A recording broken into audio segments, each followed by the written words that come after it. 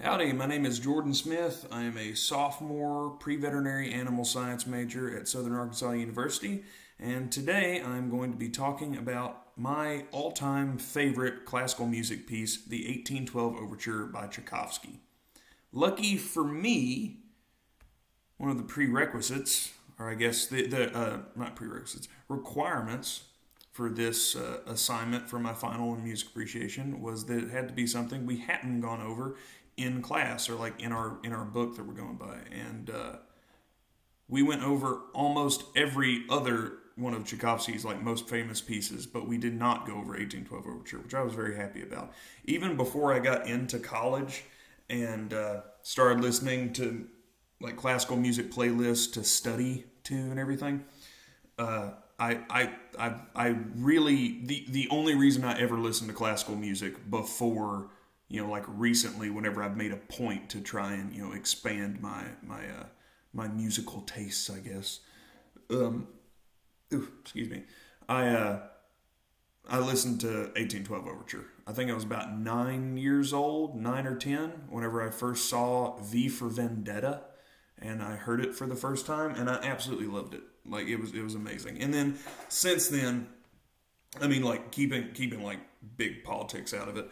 I love Independence Day and I love America. I've always been very very patriotic, and usually that's a big Independence Day thing to play it along with big theatrics and fireworks and stuff. And we'll talk about why that's actually pretty funny that that's the most common way that it's used, because Tchaikovsky probably would not approve at all. So a little bit of background about Tchaikovsky, right? He's one of the most famous. Well, some people say he's the most famous Russian composer. Absolutely the most famous Romantic era Russian composer. And for that reason, all of his music had, like it was all of his music was like was a product of its period. So his music, most of them that he made, most of what music he made had wide dynamic range, so like range and sound and pitch. It was like all over the place, or not all over the place. It was deliberate, but it was there's a wide range. Um, it was also programmatic, usually, like a lot of his pieces were. There was a point to it.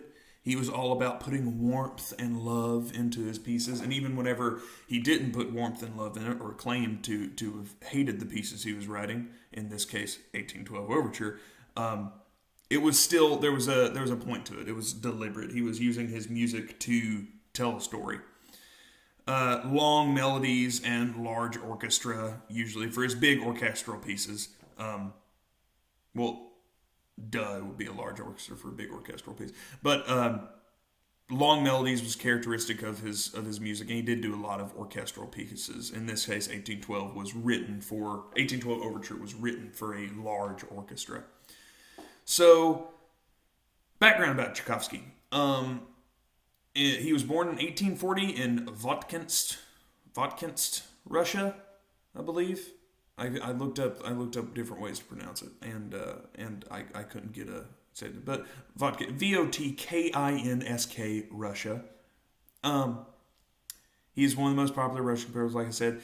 His music is used to this day still in all manner of theatric pieces and comedies and at big celebrations, like I was saying. So, like, Independence Day and stuff.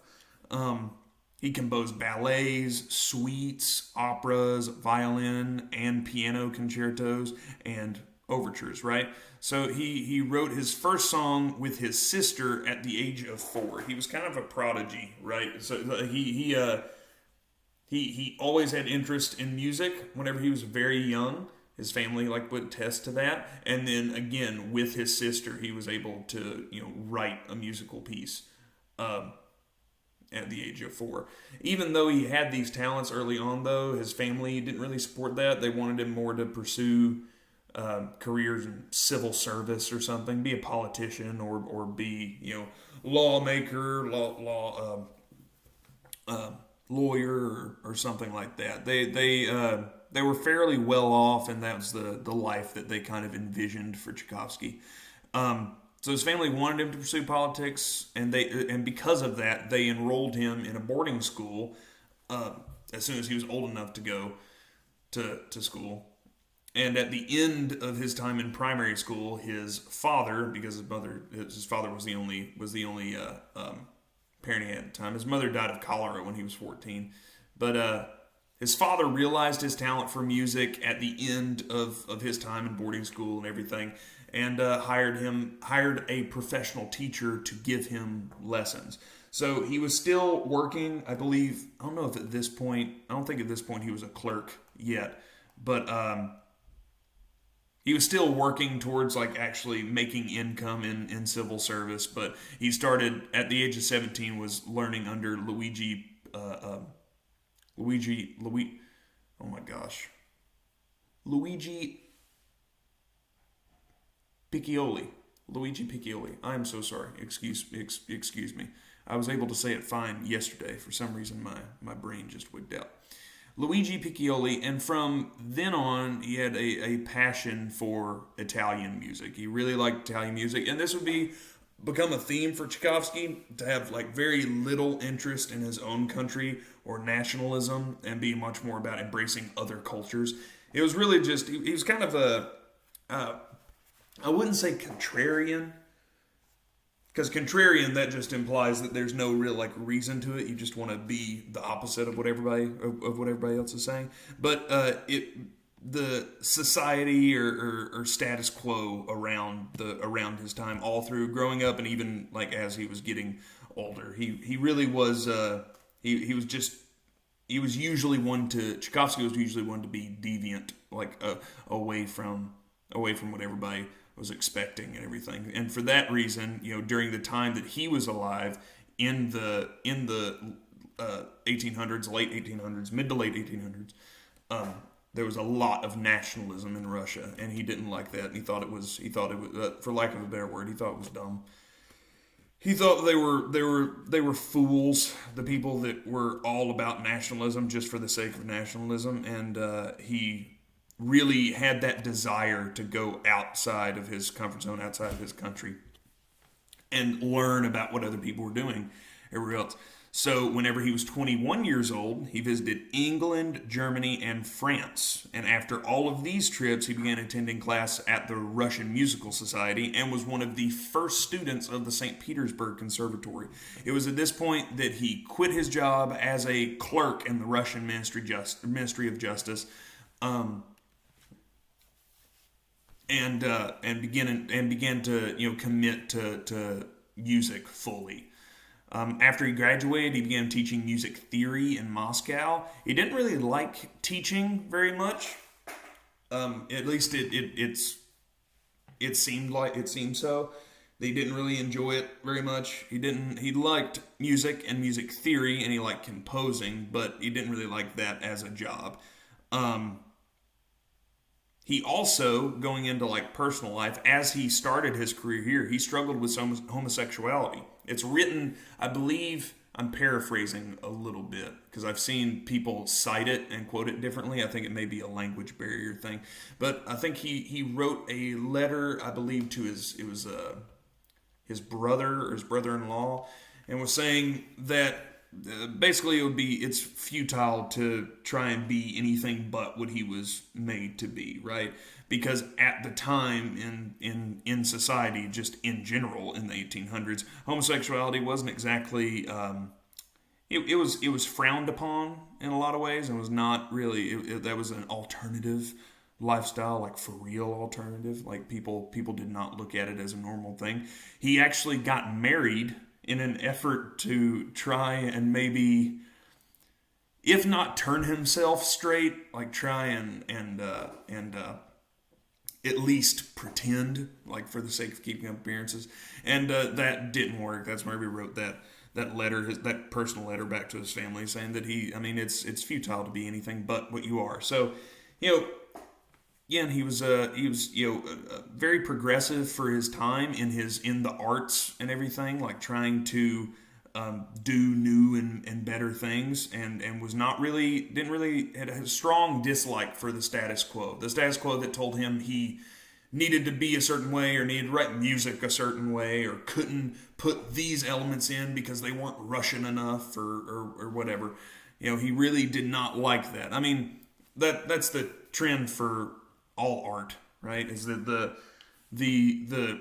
a period of heavy oh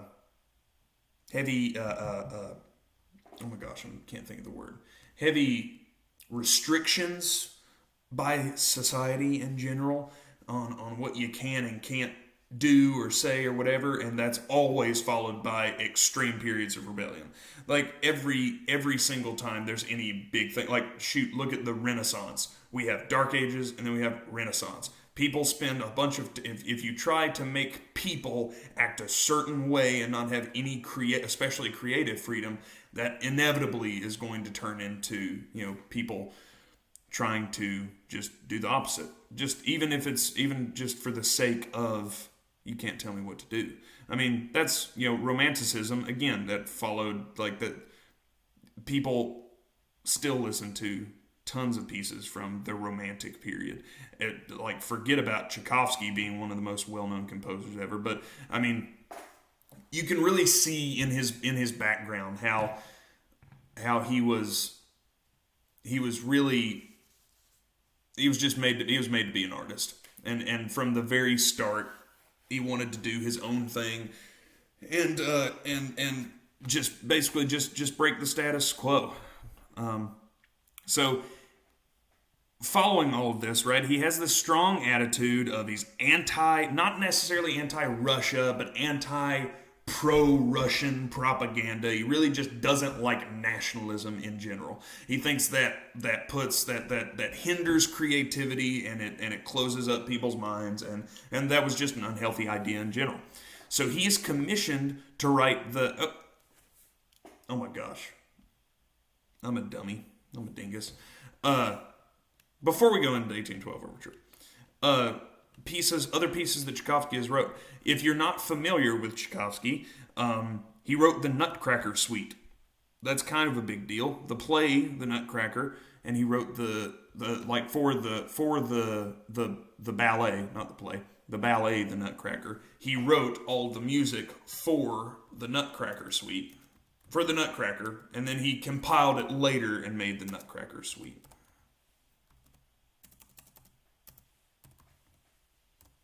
So, yeah, that's considered a Tchaikovsky ballet still now. That's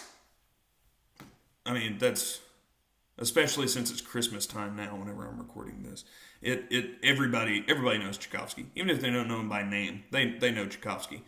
Nutcracker Suite and 1812 Overture probably being some of the two most well known by people who just don't know anything otherwise about classical music. So he has this strong dislike for society and governments and the way that the people telling him the way that he should or shouldn't make music or do stuff, and he thinks people that are just mindlessly being pro Russia are also stupid, even though he lives in Russia. So he was commissioned in 1880 by Nikolai Rubinstein, one of his friends, to write the 1812 Overture for the Moscow Arts and Industry Exhibition, where at the time the brand new Cathedral of Christ the Savior would be consecrated. And it was all going to be this huge, spectacular celebration in honor of Tsar Alexander II. At the same at the already huge art exhibition at the same time that a huge new cathedral was made. And Tchaikovsky didn't really like Russia, didn't really like Tsar Alexander II, didn't like the Cathedral of Christ. The only thing he really kind of was in support for was Moscow Arts and Industry Exhibition, because of course it's arts and everything. But he was being commissioned to write a symphony that is made in honor of somebody he doesn't really like, on the day that something he doesn't really like that's being built is being consecrated.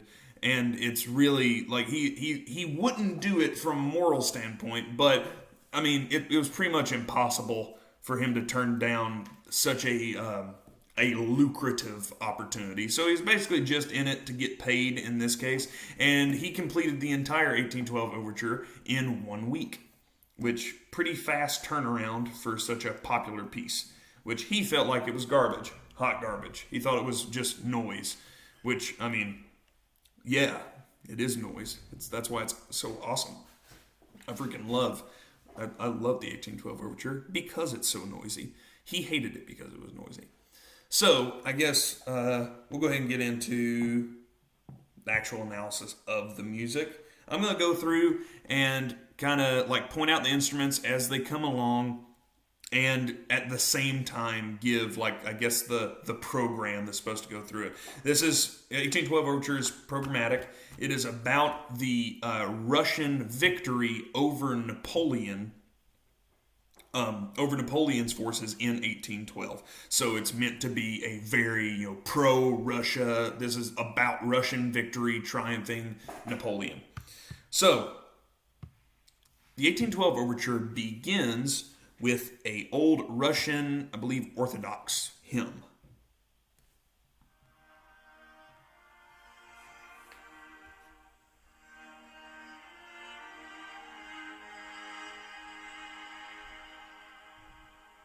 It's 4 cellos and violins.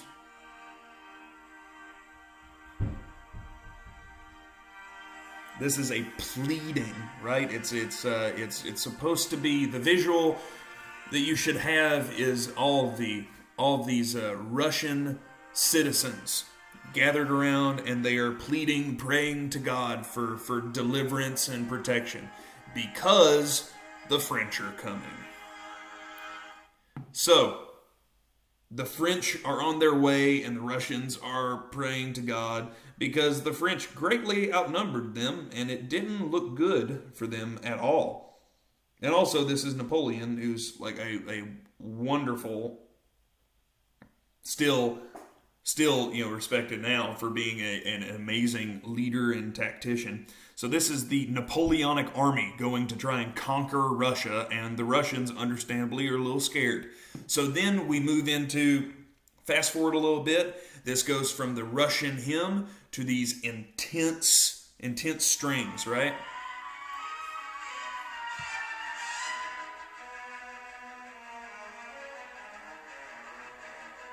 Very rich timbre.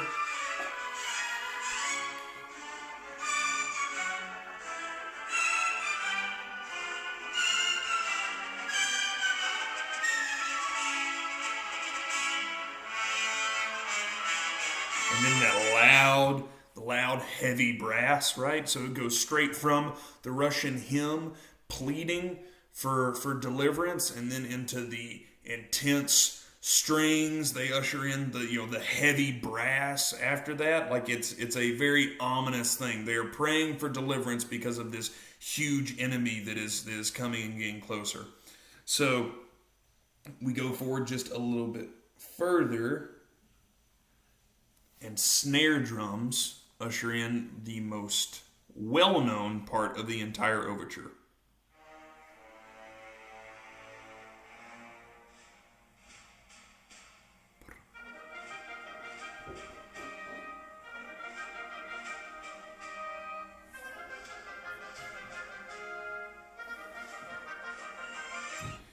The iconic, that's the 1812 overture right there. And the snare drums introduce this as a marching beat, right? So, that's the most iconic part of the entire song right there. That's teased at only about like 3 minutes 50 seconds in to the whole overture. That comes in very, very, very slow. And you hear in the background as well during the intense strings and like going from the Russian hymn portion of it to the strings and heavy brass and everything. You have cellos, violas, the brass trumpets, I believe tuba whenever the brass gets a little bit heavier later on, I think. some larger brass instruments, and the oboe too. They'll come in like they'll kind of steal the show later on for a little bit. So going on from the marching beat, the bum bum bum bum bum bum bum bum, we have the okay. So the French are still coming, right? So we have the and next we have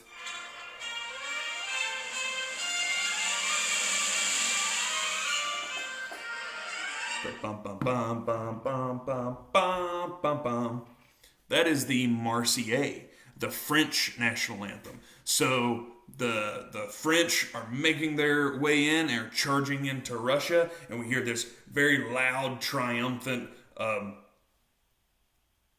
national anthem being played over top. The French national anthem. You have Russian hymns interrupted by this ominous brass and strings, and then the marching beat, and then the French national anthem plays out as Napoleon is marching his way into Russia. So then we have a little bit of a change of pace. And almost the 6-7 minute mark, we are taken back to the hills of Russia, where all the Russian citizens are being called upon. This is supposed to be a call to arms type thing, right? This beautiful melody is inspiring everyone, despite the overwhelming odds. These Russian citizens to take up arms and fight. It comes in trying to just encourage the people. And then immediately following that, we have the answer to arms.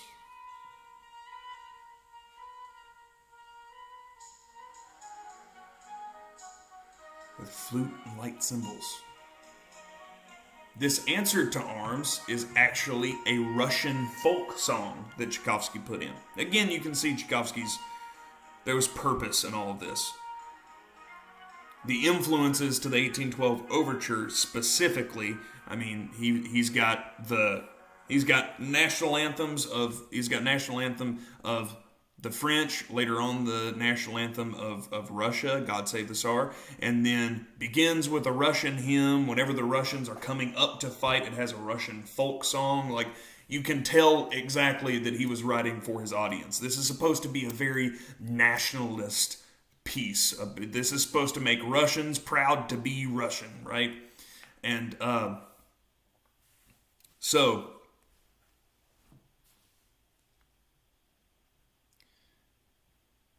after the answer to arms with the flute and cymbals, right? This is the Russian citizens are rising up to fight, and then we are interrupted by an even more aggressive Marseillaise. The French are getting closer. So there's this tussle back and forth, and for the next about minute and a half or so, there's this clash. You have the Marseillaise playing louder, and then it's interrupted by these the very relaxed and wispy folk songs. And then we have, after they're tussling back and forth, I imagine it like a stare down. It's like a stare down. They're all getting ready for battle, but there isn't any complete fighting yet. The Russians are moving their troops to the front line. Napoleon has just arrived, and they're all proud and French and everything. And so then, at about 11:55, we have the fight between the Russians and French.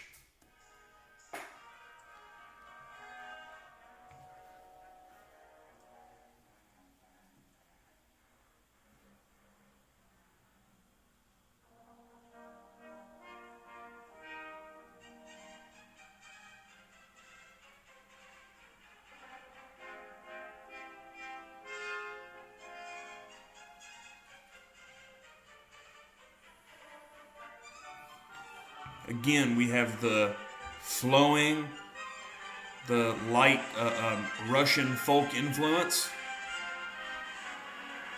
this pastoral type melody being cut off by the French anthem.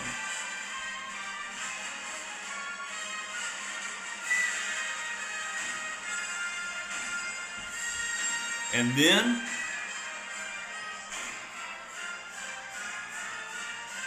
you hear the 5 cannons firing, and these cannons are not the exact timing of them. The cannons are not just for show. They aren't just instruments. I mean, of course, they're instruments. They're in the piece, like for the music of the piece. But the cannons are deliberately offbeat. They play deliberately just a little bit offbeat.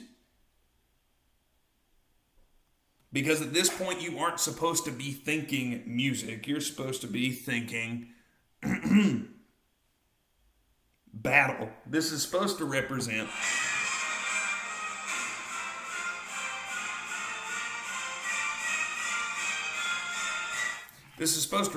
the Battle of Borodino, right? So this is the first big actual formal battle that the French have with the Russians whenever Napoleon is trying to conquer Russia.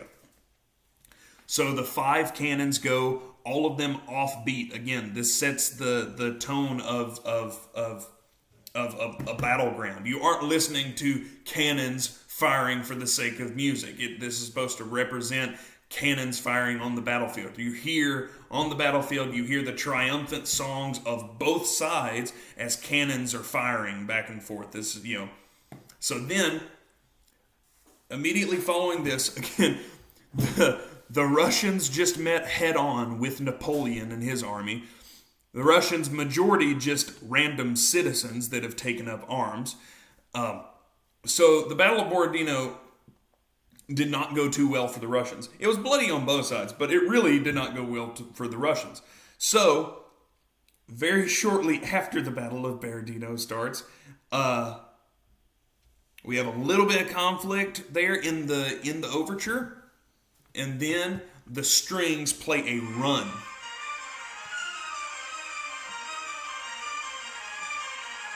Starting out high and then going really fast and then steadily slowing down as they go through. Kind of reminds me of like Mickey Mousing in a cartoon or something. Like something like that, like animation, Mickey Mousing, because like that's, again, that since it's programmatic, you're supposed to have the image in your head of the Russians running away, the Russians retreating, tactical retreat from the battlefield, right? And then after this run, it kind of eases in.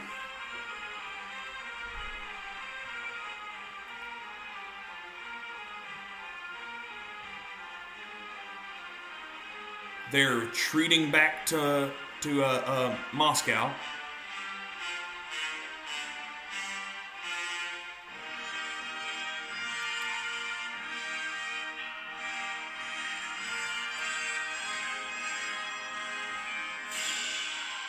And then you hear the bells. The bells steadily chiming in the background as Napoleon is marching through Moscow. See, actually, historically, Napoleon just let himself in.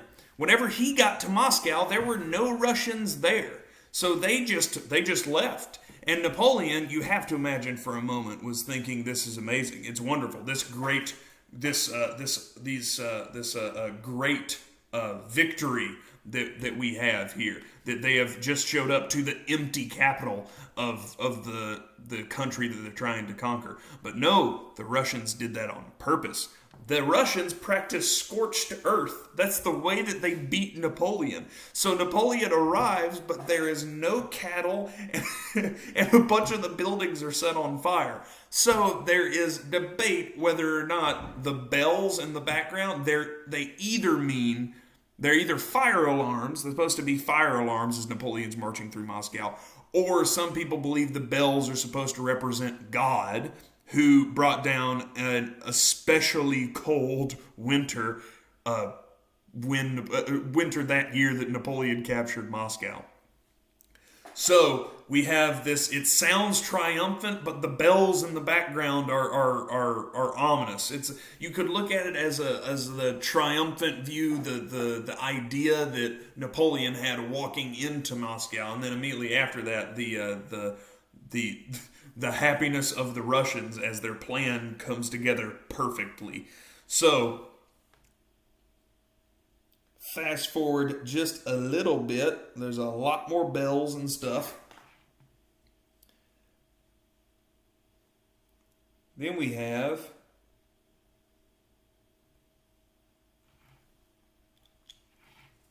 the finale of the overture. And then you can hear in the background here, I'll just play it. The Russians return to take back Moscow.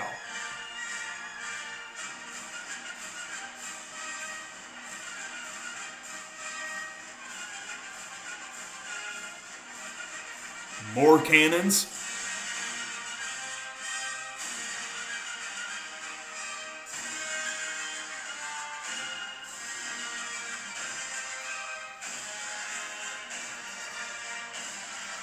As the Russians overwhelm the tired and hungry Napoleonic forces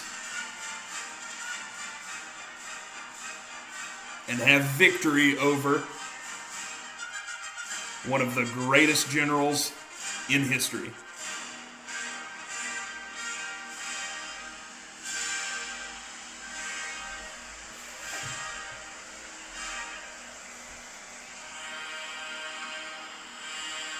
And then back a little bit. I mentioned before the "God Save the Tsar." At the time, that was the national anthem of Russia at the time. Or I guess now that would be the imperial national anthem. Whenever Russia was still imperial.